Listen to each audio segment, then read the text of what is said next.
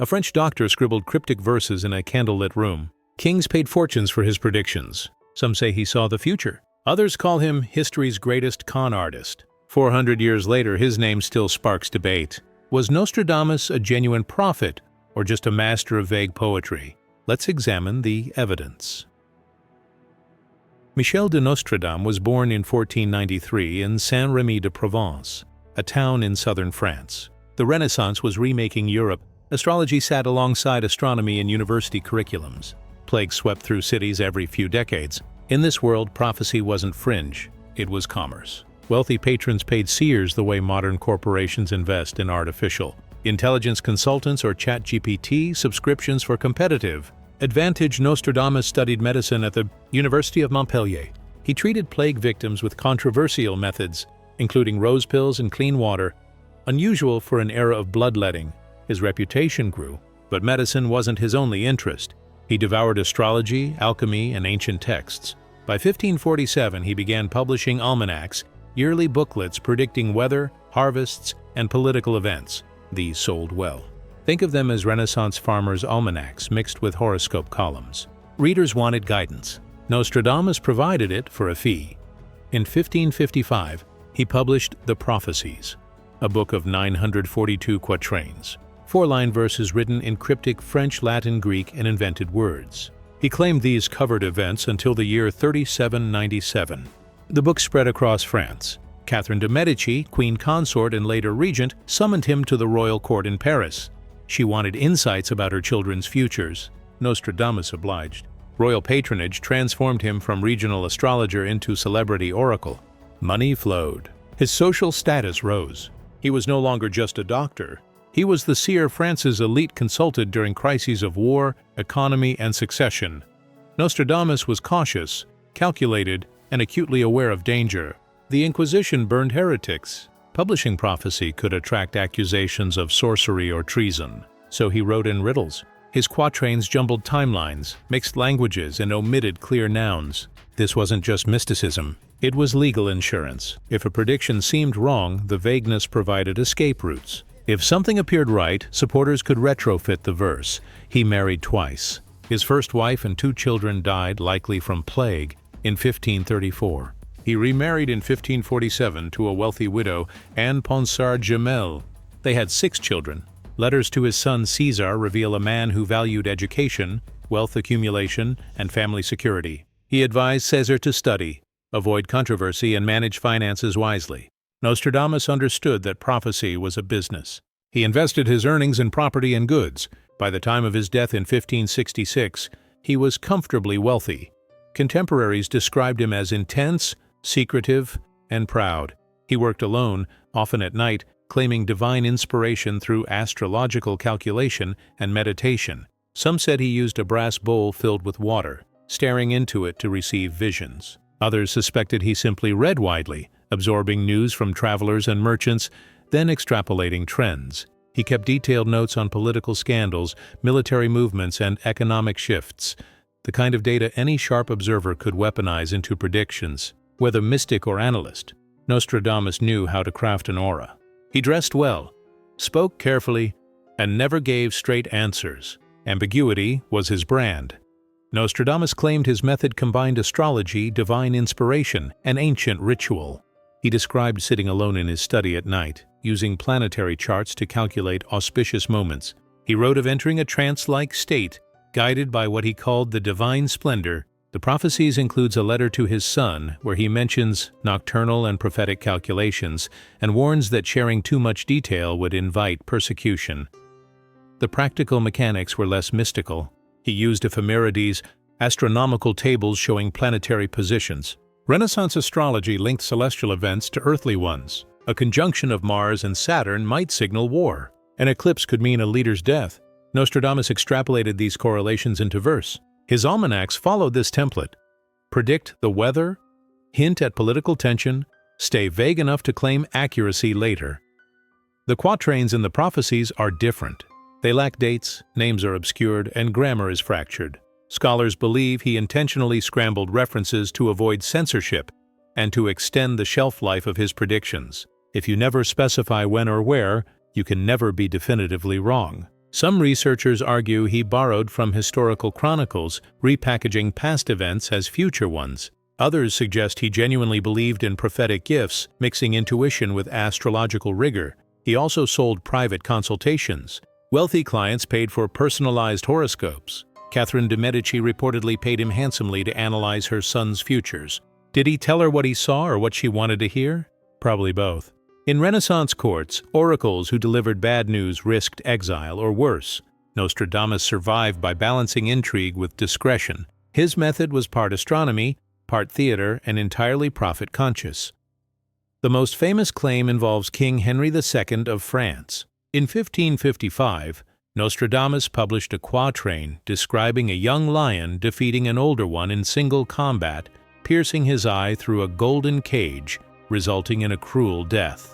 4 years later, in 1559, Henry jousted against Gabriel de Montgomery, captain of his Scottish Guard. Montgomery's lance splintered. A shard pierced the king's gilded visor, entered his eye, and caused fatal infections. Henry died after 10 days of agony. The golden cage matches the helmet. The dual wounds match 2 wounds in one. Supporters call this a direct hit. Skeptics note that royal jousts were common, injuries frequent, and the verse's young lion doesn't clearly identify Montgomery. Another frequently cited prediction involves the Great Fire of London in 1666. Century 2. Quatrain 51 mentions the blood of the just being demanded in London, consumed by fire in thrice 20 plus 6. Believers link thrice 20 plus 6 to 66 and fire to the blaze that destroyed much of the city. Critics counter that the verse also mentions other elements that don't fit. The phrase is ambiguous, and London suffered multiple fires. The 1666 match may be coincidence or selective reading. Still, the verse's mention of London and fire within a plausible numerical range keeps it in circulation. A third example concerns the rise of Napoleon. Century 1, Quatrain 60 mentions an emperor born near Italy who will cost the empire very dear. Napoleon was born in Corsica, close to Italy, and his wars devastated the French economy and treasury. The verse calls him less prince than butcher, which matches later historians' views of his casualties. However, the quatrain also includes details that don't align, and near Italy could describe many leaders. After-the-fact interpretation allows broad matches. Nostradamus never named Napoleon, but the general geography and imperial cost let enthusiasts claim partial credit. Nostradamus predicted the world would face apocalyptic upheaval in July of 1999. Century 10, Quatrain 72 states, "In the year 1999, 7th month, from the sky will come a great king of terror to bring back to life the great king of the Mongols. Before and after Mars reigns happily, no global catastrophe occurred. No Mongol king returned. Mars didn't reign.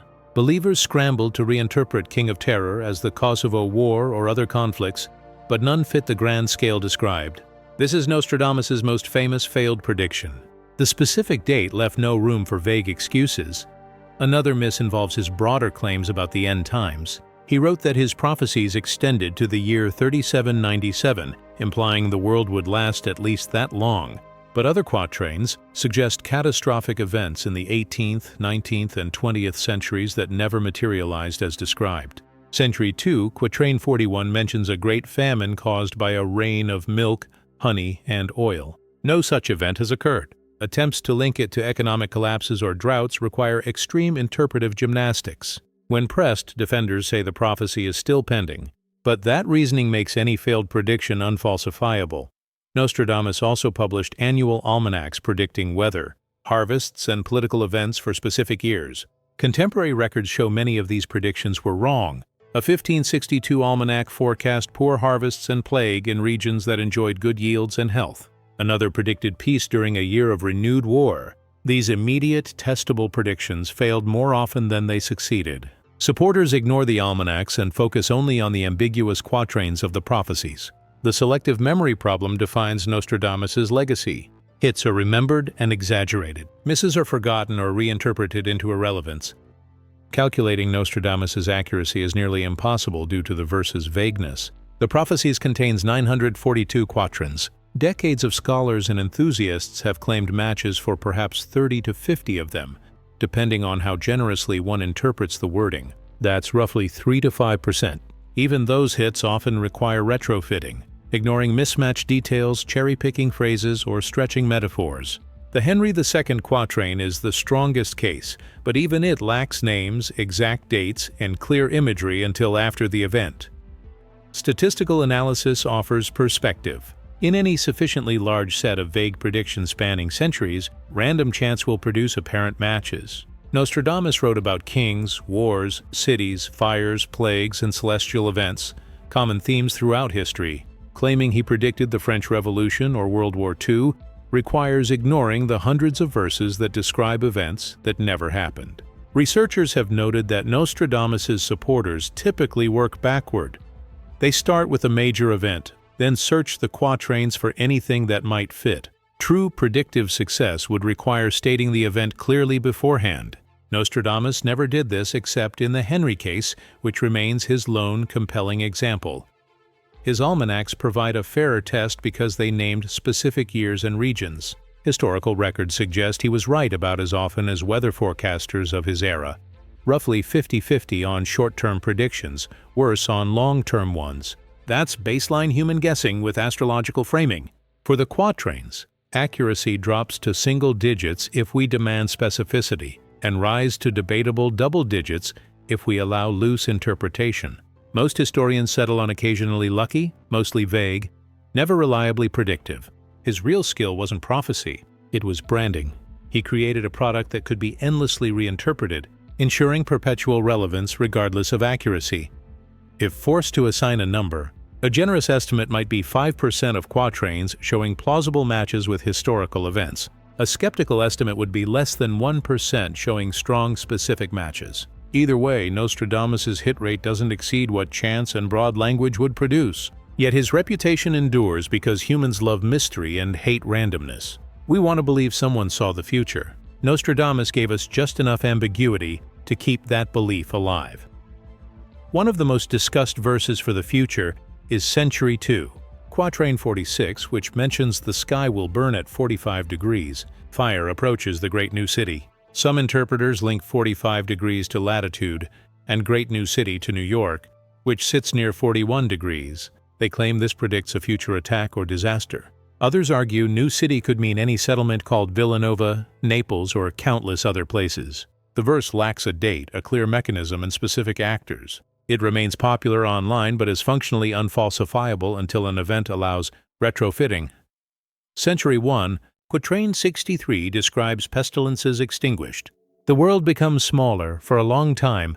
Lands will be inhabited in peace. Optimists read this as forecasting global cooperation, advanced medicine defeating pandemics, and shrinking metaphorical distances through technology, fitting today's interconnected economy, artificial intelligence bridging language gaps, and international trade-linking treasuries.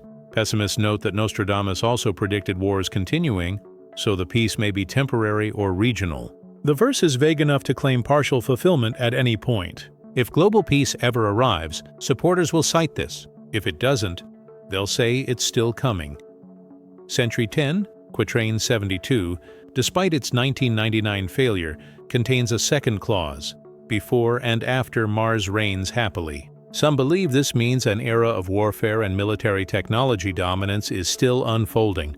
They point to drones, cyber warfare, and autonomous weapons as the reign of Mars through modern military investment and defense budgets consuming national wealth. Others stretch further, claiming Mars represents space exploration and future colonies. The verse is so elastic that it can fit almost any military or aerospace development. No clear timeline, no specific actors, no testable details. It's prophecy as ink blot test. Nostradamus has no direct views on the present, having died in 1566. However, examining his writings through a modern lens reveals patterns. He was obsessed with power, money, and survival. His prophecies focus on kings, wars, and disasters, events that affect wealth, territory, and trade. In his almanacs, he often discussed harvests and weather, critical for agricultural economies. He understood that financial stability depended on predictable conditions. Rulers who could anticipate shortages or conflicts held advantages. Today's markets operate similarly. Investors pay for data analytics, economic forecasts, and AI tools like ChatGPT to predict trends and optimize portfolios. Nostradamus was essentially selling Renaissance-era predictive analytics. His letter to King Henry II includes warnings about religious conflict, economic collapse, and threats to monarchy. These weren't prophetic insights. They were Renaissance realities. Europe was fracturing into Protestant and Catholic camps. Wars drained treasuries. The feudal economy was shifting toward early capitalism. Nostradamus packaged current anxieties as future visions. Modern equivalents include pundits predicting the next financial crisis, think tanks forecasting geopolitical shifts, or technologists warning about artificial intelligence risks. The content changes. The hustle doesn't. If Nostradamus could observe today's world, he'd likely recognize familiar patterns. Nations compete for resources. Technology disrupts economies. People pay for guidance during uncertainty. The tools have changed. Satellites instead of astrolabes, machine learning instead of planetary tables. But the underlying human need for foresight remains constant. He'd probably admire how modern futurists operate, spinning data into narratives, hedging predictions with qualifiers, and maintaining mystique to sustain demand. He pioneered that model. Whether prophecy comes from studying star charts or training neural networks, the business of predicting the future rewards those who master ambiguity, timing, and branding. Nostradamus excelled at all three. So was Nostradamus a prophet or a profiteer? The evidence suggests both. He genuinely believed in astrology and may have thought divine forces guided him. He also understood publicity, patronage, and self-preservation. His one clear success, predicting King Henry's death, keeps his legend alive. The rest is poetry, vague enough to mean anything or nothing. History is full of people who claim to see tomorrow. Most are forgotten. Nostradamus endures because he wrote himself into the question. What do you think? Did he truly glimpse the future or just master the art of the hustle? Drop your take in the comments. And if you want more deep dives into history's mysteries, subscribe and hit that notification bell. Thanks for watching.